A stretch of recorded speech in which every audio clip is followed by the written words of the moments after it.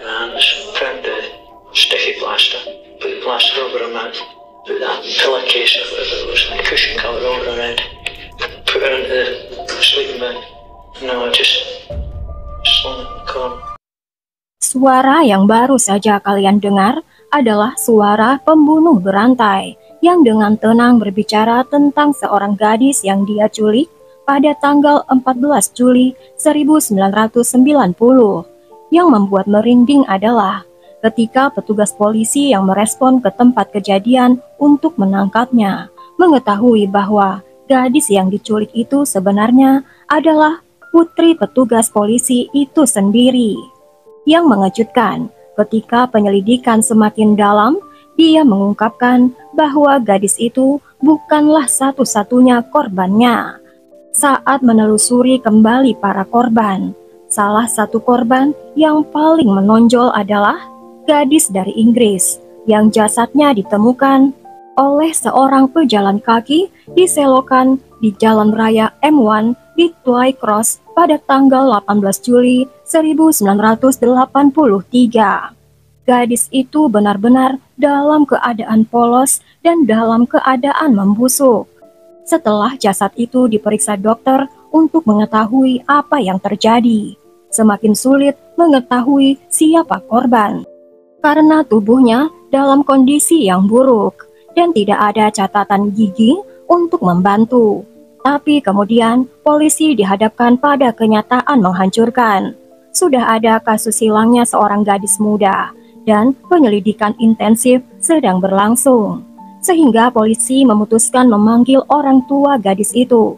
Karena penyelidik bertanya-tanya apakah jasad itu milik putri mereka yang hilang. Segera setelah pasangan itu tiba di stasiun, dunia mereka hancur ketika polisi menunjukkan tubuh tidak bernyawa gadis itu.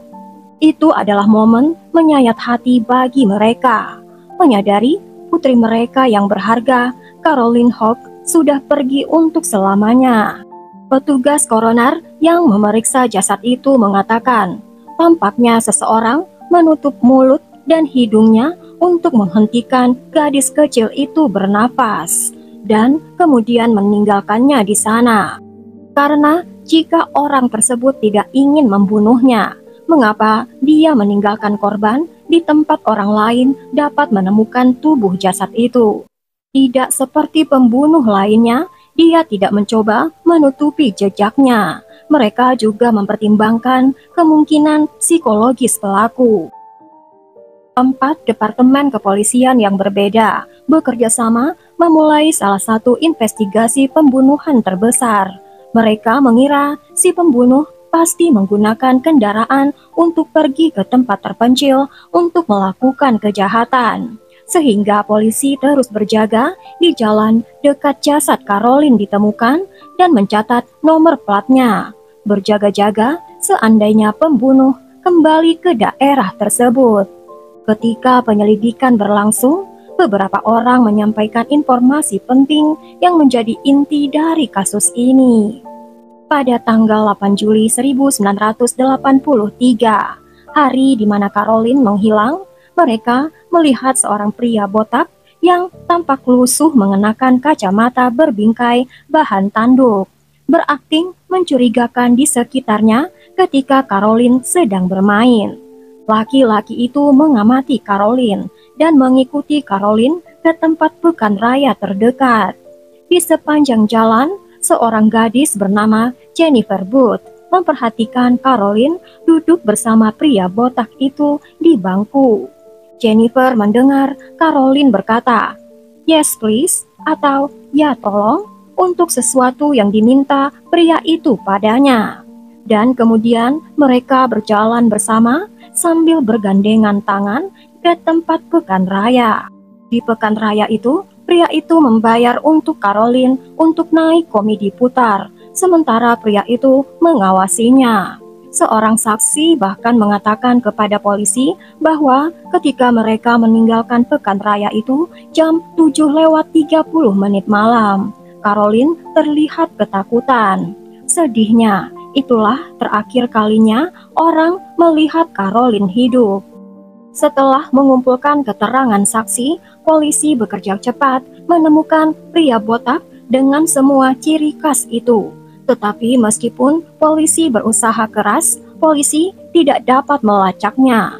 Hector Clark dari kepolisian Hambria Utara dipilih untuk mengambil alih penyelidikan. Pada saat itu, polisi hanya memiliki 2 petunjuk tentang pembunuh, yaitu mobil van yang biasa pembunuh itu tumpangi dan penampilannya yang dijelaskan oleh saksi. Karena bagaimana kejahatan itu terjadi dan sepertinya pembunuh bertindak berdasarkan peluang yang muncul. Ketika polisi terus bekerja keras menyelesaikan kasus ini, polisi khawatir karena waktu terus berjalan dan si pembunuh masih bebas berkeliaran. Tidak ada aktivitas si pembunuh selama 3 tahun selanjutnya, tapi penyelidikan terus berjalan. Polisi takut jika mereka tidak segera menangkap pembunuh, gadis lain mungkin akan bernasib sama dengan Caroline. Sayangnya ketakutan polisi menjadi nyata lebih cepat dari perkiraan polisi. Sarah Harper menghilang saat menjalankan tugas untuk pergi ke toko pada tanggal 19 April 1986.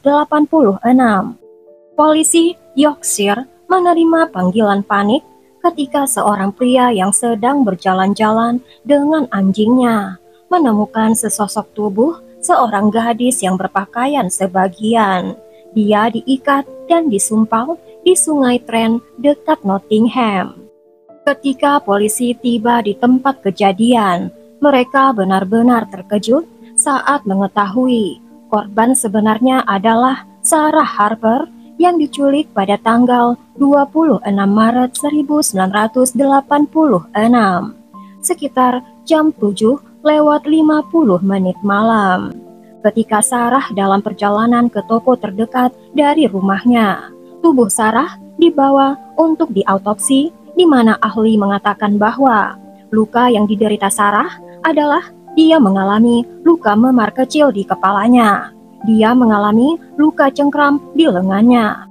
Korban mengalami luka yang sangat-sangat parah dan terburuk yang pernah dilihat ahli itu. Dan luka-luka ini terjadi saat korban masih hidup. Ahli itu menetapkan secara ilmiah penyebab kematiannya adalah tenggelam. Dengan kata lain, Sarah masih hidup sebelum dia dimasukkan ke dalam air. Polisi ingat bahwa Sarah telah mengunjungi toko lokal sebelum dia menghilang. Polisi memutuskan untuk mengunjungi toko itu untuk mengumpulkan lebih banyak informasi tentang keberadaan dan pergerakan Sarah. Saat berbicara dengan pemilik toko dan menunjukkan foto Sarah, polisi mengetahui sesuatu yang aneh. Pemilik toko mengkonfirmasi bahwa seorang pria botak masuk ke dalam toko tak lama setelah Sarah dan pergi tepat setelah Sarah melakukan pembelian. Setelah meninggalkan toko, Sarah terakhir terlihat oleh 2 gadis. Sarah berjalan menuju ke gang, menuju ke rumahnya. Ini berarti Sarah masih hidup pada jam 7:55 malam. Tapi kemana Sarah pergi setelah dia meninggalkan toko? Dan kemudian siapakah laki-laki botak itu? Polisi Yorkshire melakukan upaya ekstra dengan mewawancarai semua orang di komunitas itu yang telah melihat Sarah pada hari dia menghilang. Kerja keras polisi terbayar ketika polisi menemukan sebuah mobil van Ford Transit terlihat di area itu di mana Sarah telah diculik. Yang lebih mencurigakan lagi adalah ketika polisi mengetahui 2 pria terlihat berkeliaran di dekat jalan yang akan dilewati Sarah ke toko itu. Salah satu dari laki-laki itu digambarkan bertubuh kekar dan botak. Pada awalnya polisi masih bertanya-tanya apakah itu hanya suatu kebetulan bahwa mobil van dan laki-laki berkepala botak yang sama terlihat di 2 tempat kejadian. Tetapi beberapa hari setelah jasad Sarah ditemukan, lebih banyak orang datang memberikan informasi penting. Salah satu saksi mengatakan kepada polisi West Yorkshire sekitar jam 9:15 malam, tanggal 26 Maret 1986. Saksi melihat sebuah van putih diparkir di dekat sungai Rivershore dengan pria kekar botak berdiri di dekat pintu penumpang. Karena sungai Rivershore terhubung ke sungai River Trent dan deskripsinya cocok dengan yang diberikan oleh penduduk di kota Morley. Polisi segera mengetahui bahwa orang yang membunuh Sarah mungkin telah mengemudi di jalan raya M1 Motorway sebelum membuang tubuh itu ke sungai. Polisi tahu pelaku pasti mengisi bahan bakar mobilnya di sepanjang perjalanan, karena untuk menempuh jarak sejauh itu, maka sangat perlu mengisi bahan bakar. Polisi dari kedua West Yorkshire dan Nottingham mulai berbicara dengan pekerja dan pengemudi semua stasiun layanan bahan bakar di jalan raya M1 Motorway antara Woolley, West Yorkshire, dan Trowell, Nottinghamshire. Polisi ingin tahu apakah ada seseorang yang melihat sesuatu yang aneh pada tanggal 26 dan 27 Maret 1986. Di salah satu stasiun pelayanan bahan bakar, saksi ingat melihat mobil van transit putih pada malam tanggal 26 Maret 1986. Sayangnya, mereka tidak bisa memberikan gambaran yang jelas tentang pengemudi van itu. Informasi kecil itu memicu pencarian besar-besaran secara nasional untuk orang-orang yang terkait dengan pembunuhan itu. Penyelidik menggali lebih dalam rinciannya, sehingga penyelidik menemukan temuan mengejutkan yang akan mengubah kasus ini menjadi sebuah hal yang benar-benar baru. Pada tahun 1986, detektif John Stanthorpe dari polisi West Yorkshire meninjau berkas kasus ini setelah mendengar rincian dan deskripsi si pembunuh. Awalnya detektif John tidak mengaitkan hilangnya Sarah dengan pembunuhan Caroline. Detektif John ingin memperjelas bahwa tidak ada bukti kuat pada tahap pembunuhan ini yang menghubungkan pembunuhan Sarah dengan pembunuhan lain. Namun salah satu yang melakukannya adalah Sersan, meskipun dia berpangkat lebih junior, menolak untuk tetap diam. Sersan Bob Bolt menyoroti persamaan yang mencolok antara pembunuhan Sarah Harper dan Caroline Hogg. Caroline diculik jam 7 malam pada hari Jumat, dan Sarah diculik jam 7 atau jam 8 malam hari Rabu. Perbedaannya dengan Sarah, dia diculik hari Rabu sebelum hari libur umum.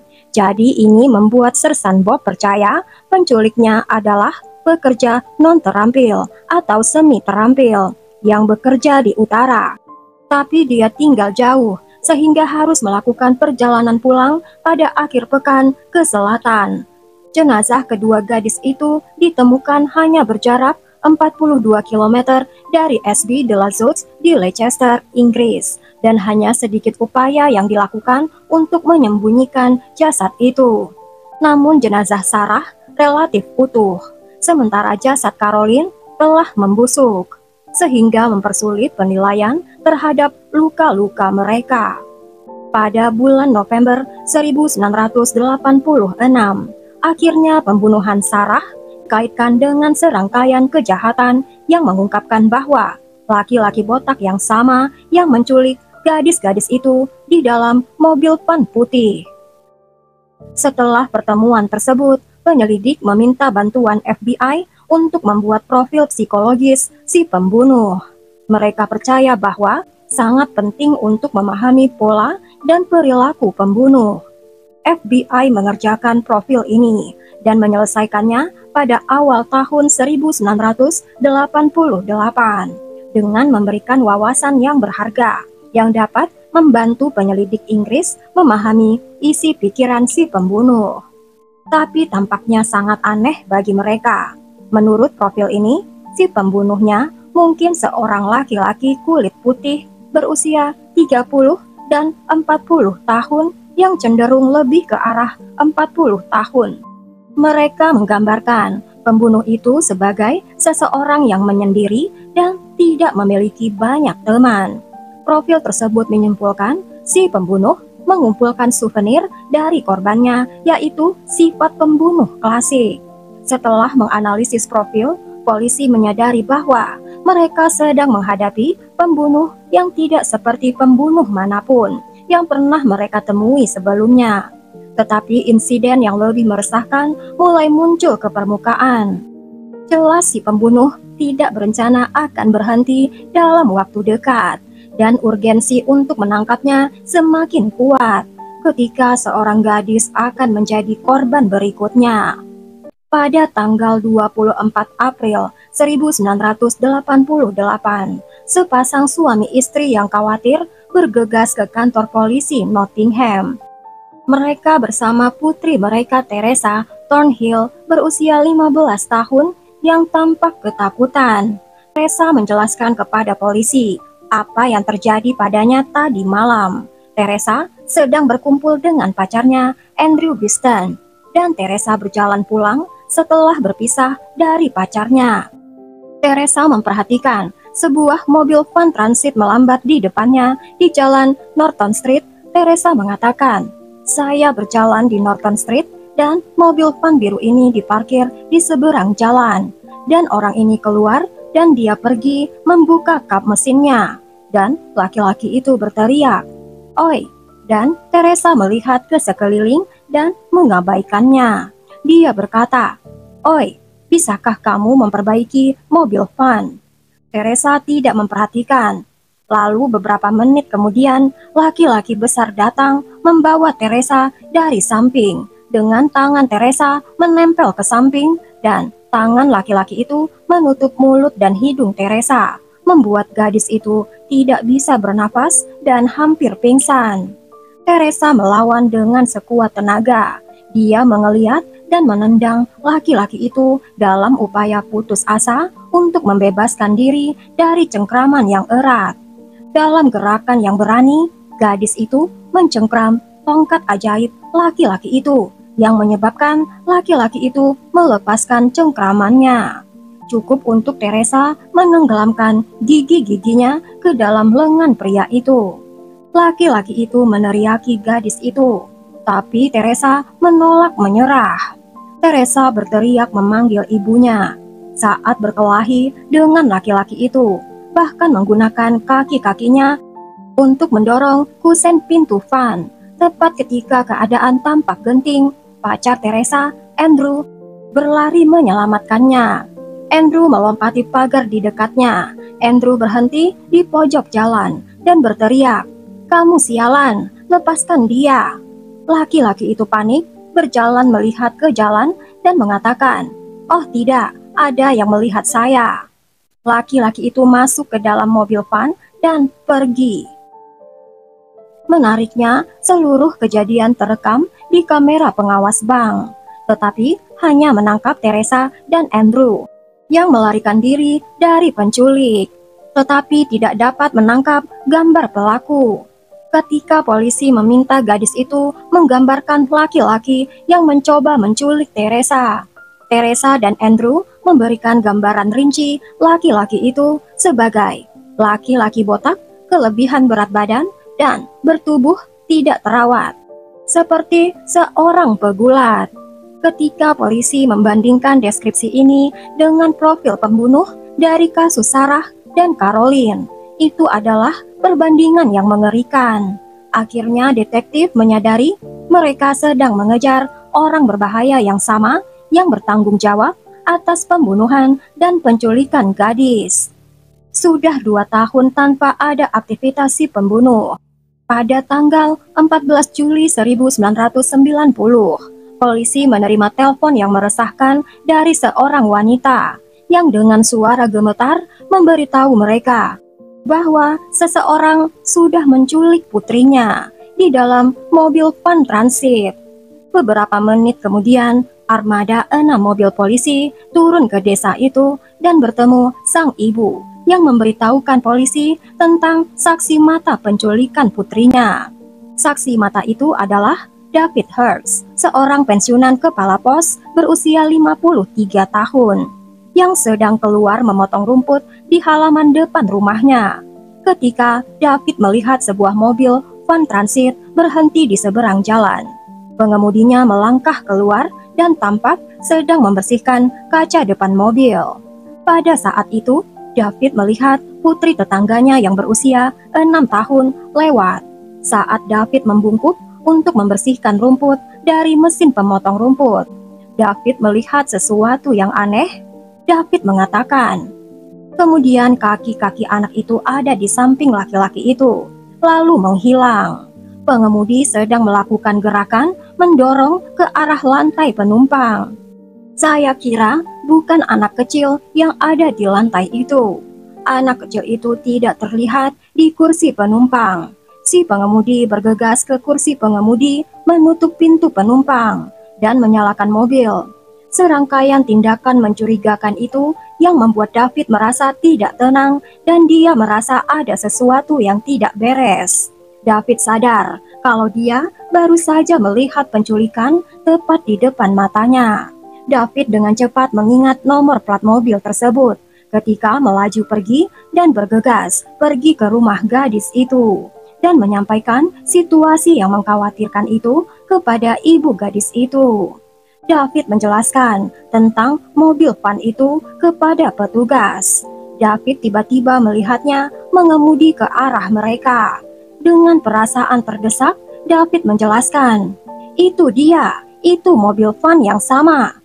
Tanpa ragu-ragu, seorang petugas polisi melangkah di depan van itu, menghentikannya secara tiba-tiba. Polisi tidak membuang waktu, menarik pengemudi itu keluar dari mobil van dan memborgolnya. Polisi terkejut, ternyata pria di belakang kemudi itu adalah Robert Black, berusia 37 tahun. Karena dia tidak pernah terdeteksi radar polisi selama penyelidikan. Pada saat menegangkan, salah satu petugas naik ke bagian belakang mobil van dan memanggil korban untuk memastikan gadis itu aman. Ketika petugas mendekati kantong tidur itu, dia memperhatikan ada gerakan di dalamnya. Dengan kekhawatiran semakin besar, dia dengan hati-hati membuka ikatannya dan mengejutkannya. Dia menemukan bahwa korban selanjutnya dari Robert adalah sebenarnya putri petugas itu sendiri. Putrinya itu disembunyikan di dalam kantong tidur, diikat, disumpal dengan tas di atas kepala. Walaupun dengan tindakan cepat, polisi dan penangkapan Robert, dia sudah melecehkan gadis itu. Di dalam perjalanan ke kantor polisi, Robert membuat pernyataan meresahkan yang menimbulkan pertanyaan mengenai kesehatan mental Robert. Robert mengatakan itu adalah aliran darah di kepala. Aku selalu menyukai gadis-gadis sejak aku masih kecil. Aku mengikatnya karena aku ingin menjaganya sampai aku menjatuhkan parcel. Aku akan melepaskan gadis itu pergi. Selama penggeledahan mobil van Robert, petugas menemukan tali, plester, tudung yang menempel pada kamera Polaroid. Banyak artikel tentang pakaian anak perempuan, kasur, dan alat khusus untuk dewasa. Penjelasan Robert tentang itu, Robert mengaku mengenakan pakaian anak-anak selama pengiriman jarak jauh sebelum melakukan sesuatu untuk kesenangannya. Dan Robert tidak memberikan alasan yang masuk akal untuk perilakunya dan alat untuk orang dewasa. Polisi Metropolitan juga menggeledah penginapan Robert Black di Stamford Hill. Di dalamnya, polisi menemukan banyak koleksi-koleksi orientasi menyimpang dari majalah, buku, foto, dan video, termasuk 58 video dan film yang grafik yang Robert klaim dibeli di benua Eropa.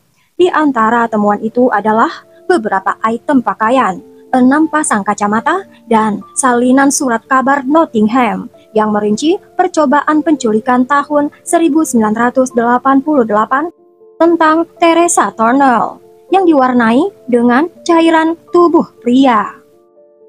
Temuan ini hanya memberikan wawasan lebih lanjut tentang aktivitas mengganggu Robert. Sementara itu, setelah didakwa dengan penculikan anak-anak perempuan, Robert dipindahkan ke penjara Peterson, di mana tahun 1990 detektif Clark mengatur rekaman interview dengan Robert. Dia memilih detektif Andrew Watts dan Roger Orr untuk memimpin interview dan menginstruksi mereka untuk mendekati Robert tanpa menghakiminya.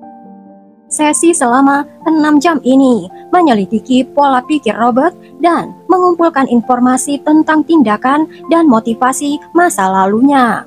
Robert juga dengan bebas mengungkapkan rangkaian dan awal mulanya orientasi menyimpangnya. Saat wawancaranya dimulai, Robert teringat pertemuan mengerikan dengan korban pertamanya, Jennifer Cardy, yang Robert bujuk ke taman dengan janji menunjukkan Jennifer seekor anak kucing. Namun niat Robert berubah semakin gelap saat Robert menekan tenggorokan Jennifer terlalu keras dengan maksud membuatnya pingsan dan melecehkannya. Tapi tragisnya dia tidak menyadarinya. Robert tidak menyadari menyebabkan kematian Jennifer. 6 hari kemudian, 2 pemancing menemukan tubuh Jennifer yang tidak bernyawa di waduk di Hillsborough yang berjarak 10 km dari rumah Jennifer. Ahli patologi mengatakan, terungkap ada tanda-tanda pelecehan di tubuh Jennifer. Hasil autopsi mengatakan Jennifer meninggal karena tenggelam, sepertinya akibat ditekan lehernya. Menurut wawancara ketika Robert menggambarkan pembunuhan pertamanya, karena gadis itu pasti sudah pingsan, yang berarti bagi Robert melakukan pelecehan gadis itu adalah hal yang dapat diterima di matanya, karena korban tidak sadarkan diri. Bagi Robert, selama dia tidak tertangkap basah atau menghadapi konfrontasi, menjaga keyakinannya bahwa tidak ada tindakannya dilihat sebagai kejahatan. Robert Black lahir tanggal 21 April 1947 di Grangemouth, Stirlingshire, namun ketertarikan Robert terhadap minatnya yang mengganggu semakin kuat seiring bertambahnya usia. Kenangan akan pengalaman masa lalunya masih melekat dalam dirinya, membentuk keadaan pikiran yang menyulut fantasi gelapnya dan meningkatkan jiwanya yang bermasalah. Meskipun dia mendambakan kehidupan normal yang sederhana, seperti anak laki-laki lainnya, namun dia ditolak.